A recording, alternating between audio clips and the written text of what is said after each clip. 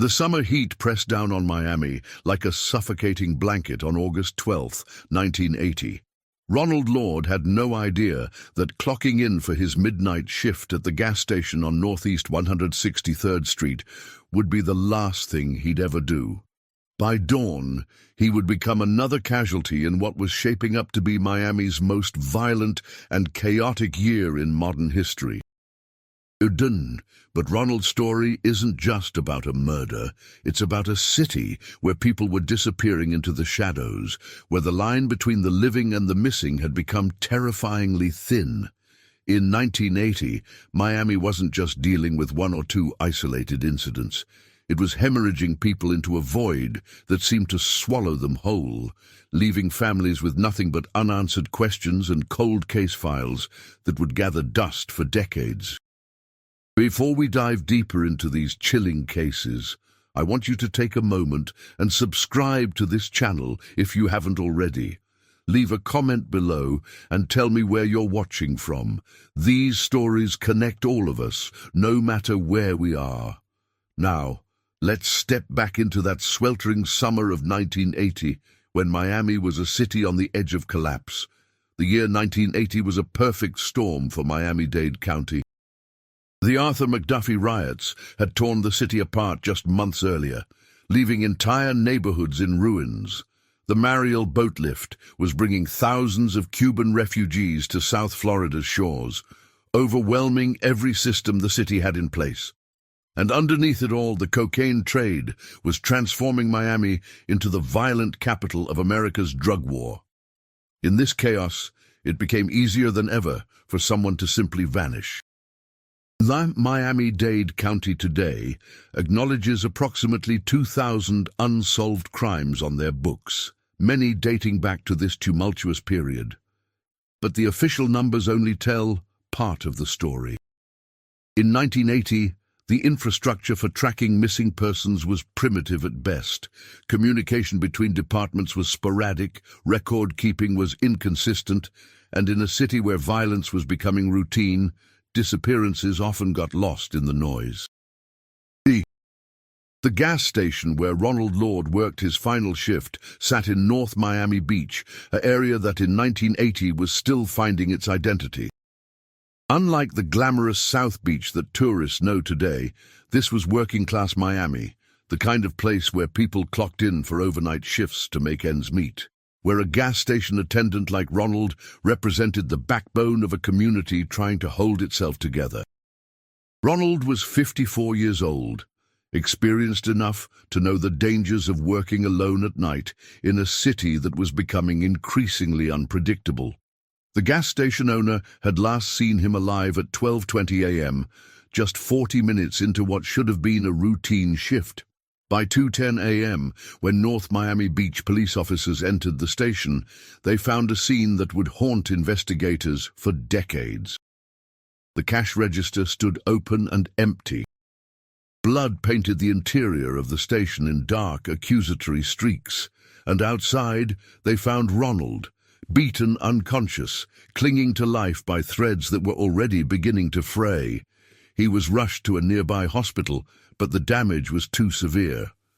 Ronald Lord died from his injuries, becoming another statistic in Miami's exploding violence.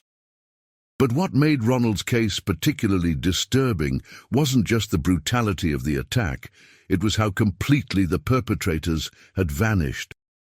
In a city where witnesses were often too terrified to speak and where police resources were stretched beyond their breaking point, cases like Ronald's often went cold before they ever had a chance to get warm.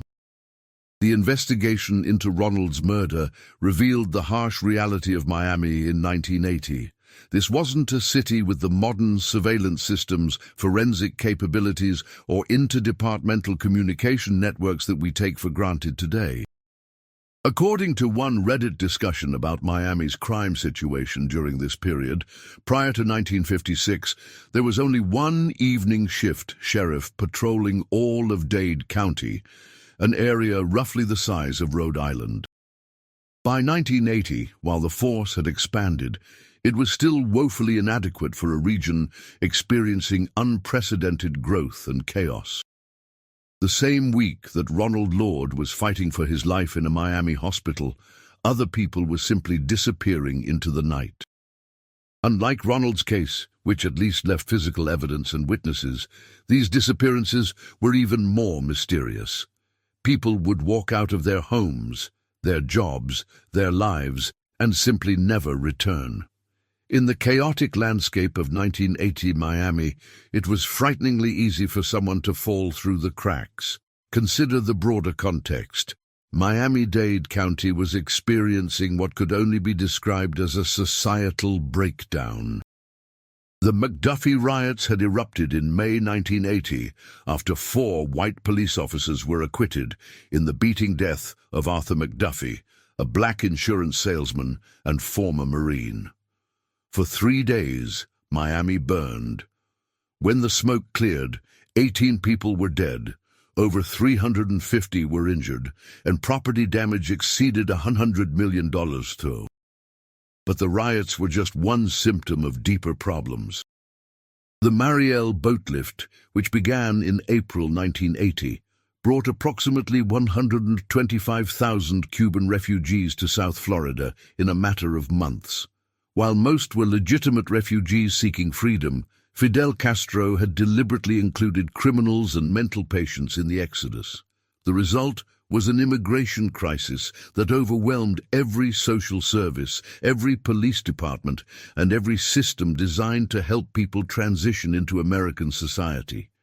Into this chaos stepped the drug cartels. Miami's strategic location made it the perfect entry point for Colombian cocaine entering the United States. The money was staggering, and so was the violence. The Cocaine Cowboys documentary later revealed just how completely the drug trade had infiltrated South Florida, turning Miami into what some called the murder capital of America. In this environment, disappearances took on a particularly sinister quality. Were people being killed by drug dealers and their bodies disposed of in the Everglades? Were they victims of the random violence that was plaguing the streets? Or were they simply trying to escape the chaos by starting new lives elsewhere? The answers, in most cases, remain elusive. The case of Amparo Arias Torres illustrates just how mysterious these disappearances could become. Discovered deceased in her apartment in June 1981, the investigation revealed that Amparo had essentially vanished from normal life sometime in 1980. The 29-year-old woman kept to herself, but several men had been seen frequenting her apartment from time to time. Her home was described as very well kept and fashionable, with no signs of ransacking, suggesting that whatever happened to her wasn't a random robbery gone wrong. What made Amparo's case particularly puzzling was the timeline. Her body was discovered only after neighbors detected a foul odor coming from her apartment, suggesting she had been dead for some time. But when had she actually disappeared? Who were the men who had been visiting her? And why had no one reported her missing during what must have been weeks or months of absence from her normal life? These questions highlight one of the most troubling aspects of Miami's disappearance cases from this era: the social isolation that made it possible for people to vanish without anyone immediately noticing. In a city overwhelmed by rapid change, where traditional community structures were breaking down, it was increasingly easy for someone to slip away from their normal life without triggering immediate alarm bells. The summer of 1980 brought more disturbing cases. People would leave work and never arrive home. Others would step out to run errands and simply never return. In some cases, like Ronald Lord's, there was clear evidence of violence. In others, people seemed to evaporate into thin air, leaving behind only the growing suspicion that something terrible had happened. Law enforcement agencies were struggling to keep up. The Miami-Dade Police Department, which wouldn't even become the Miami-Dade Sheriff's Office until years later, was dealing with a crime rate that was spiraling out of control. Homicides were becoming so common that they barely made the news unless they involved particularly shocking circumstances. Against this backdrop, missing person cases often received less attention than they deserved. The technology gap was also significant.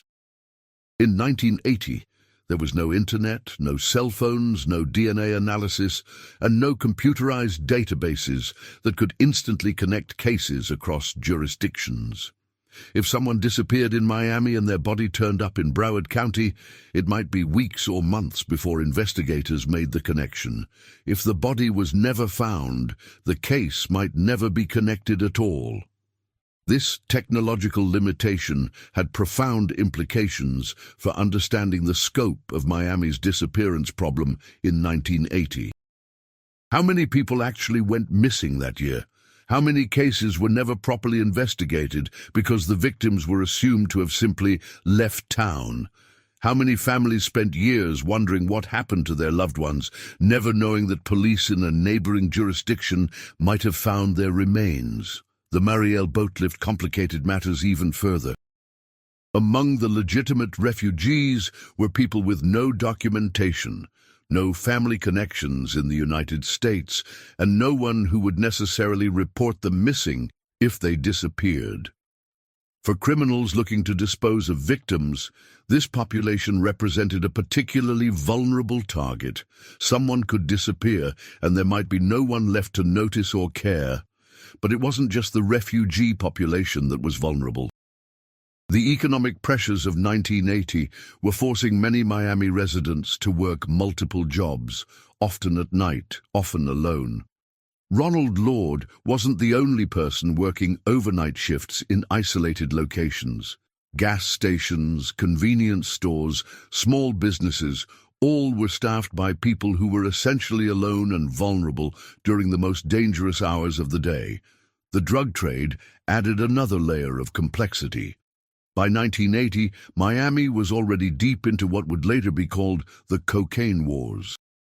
The amounts of money involved were staggering, and the violence that accompanied the trade was unprecedented. People involved in the drug trade, even peripherally, could disappear without warning.